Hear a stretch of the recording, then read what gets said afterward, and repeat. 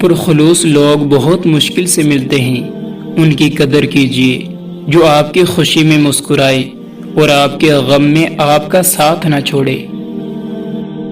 کچھ خاص لوگ ہی وجہ زندگی ہوتے ہیں، جن کے بغیر بڑی دنیا خالی خالی لگتی ہے۔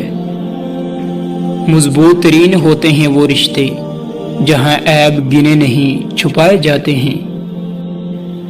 زندگی کے سفر میں ان لوگوں پر توجہ نہ دیں جو آپ کے راستے میں کھڑے تھے، بلکہ ان لوگوں کا سوچیں جو ہر مقام پر آپ کے ساتھ کھڑے تھے۔ کچھ لوگ اپنی آدھی زندگی پڑھنے میں گزار دیتے ہیں اور سیکھتے کیا ہیں؟ دوسروں کو نیچا دکھانا۔ زندگی میں اس سے زیادہ افسوس کا مقام اور کیا ہوگا جب آپ کے خلوص اور اچھائی کو بھی مطلب سمجھا جائے۔ خاموشیاں جو سننا سیکھ لیتے ہیں وہ دوسروں سے الگ ہو جاتے ہیں، پھر دنیا ان کی تلاش میں رہتی ہے اور وہ کسی کو نہیں ملتے۔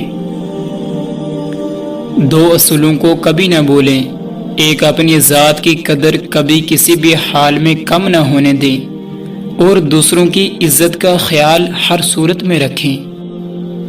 لوگوں سے امیدیں انسانوں والی رکھا کرو، فرشتوں والی نہیں۔ بدنام کرنے کا انجام۔